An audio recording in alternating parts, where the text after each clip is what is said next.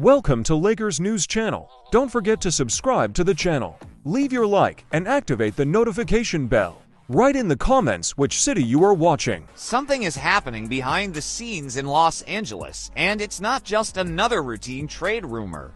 There's a growing sense around the league that the Lakers are approaching a crossroads, one that could define the rest of their season and possibly the final chapters of the LeBron James era.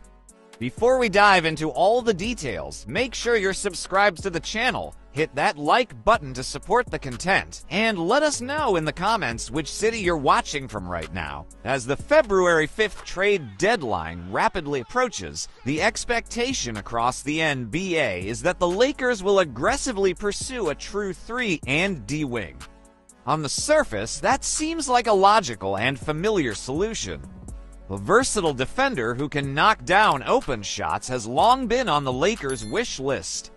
But according to those closest to the organization, this situation is far more complex than simply plugging one hole in the lineup. Lakers insider Jovan Buha has made it clear that Rob Pelinka and the front office are seriously evaluating a broader roster overhaul.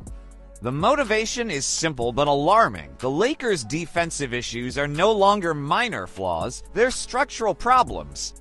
Buha believes the front office is fully aware of this and may attempt to reshape the roster with multiple moves rather than settling for a single addition. In conversations about the team's direction, Buha suggested that the Lakers could realistically add 2 or even 3 new players before the deadline.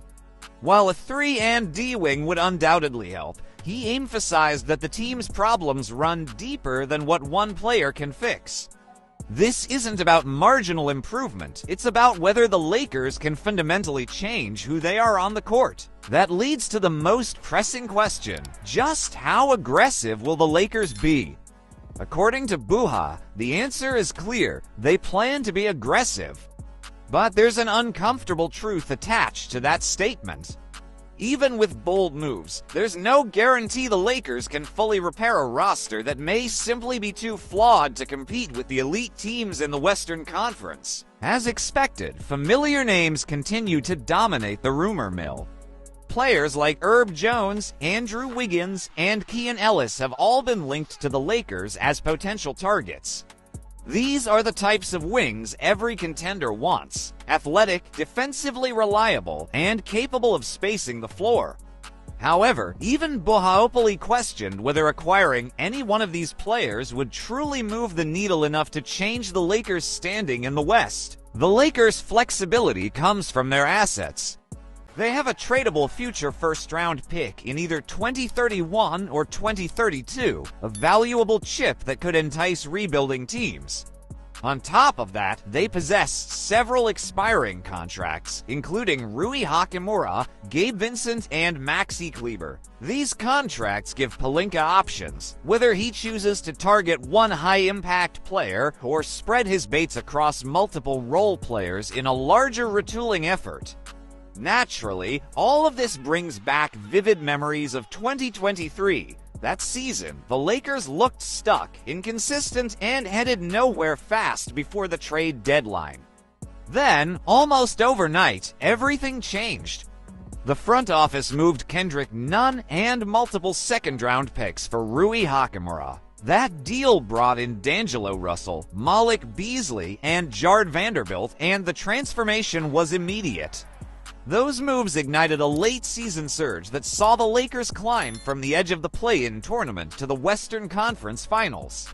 Even though they were ultimately swept by Nikola Jokic and the Denver Nuggets, there was no denying that the midseason overhaul saved their year and completely reshaped how the roster was viewed around the league. Now, the question echoing around the league is whether Pelinka and the Lakers have a similar master plan ready to deploy. Is history about to repeat itself, or was 2023 an exception rather than a blueprint? The urgency behind these discussions is backed by hard numbers. Despite their solid record, the Lakers trail Western Conference powerhouses like the Thunder, Nuggets, Rockets, and Spurs in nearly every meaningful metric. They rank 7th in offensive efficiency, but a shocking 23rd on the defensive end. Their net rating sits in the middle of the pack, exposing a team that wins games but rarely dominates opponents. Even more concerning, the Lakers are the only team near the top of either conference to rank that poorly defensively while hovering around a neutral point differential, a clear warning sign for any team with championship ambitions. Before their recent blowout win over the Sacramento Kings, the Lakers actually carried a negative net rating, a major red flag after a 30-game sample. They've looked inconsistent, vulnerable, and far from imposing on a nightly basis. That's what makes the upcoming matchup so intriguing. The Lakers are set to face the top seed in the Eastern Conference, the Detroit Pistons, in a highly anticipated showdown. The game coincides with LeBron James' 41st birthday, adding pressure and symbolism to the moment. Despite playing at home, the Lakers enter as slight underdogs, a telling sign of how the league currently views them. This game may not decide the season, but it could influence the direction of the franchise. A statement win could buy patience. Another shaky performance might force drastic changes.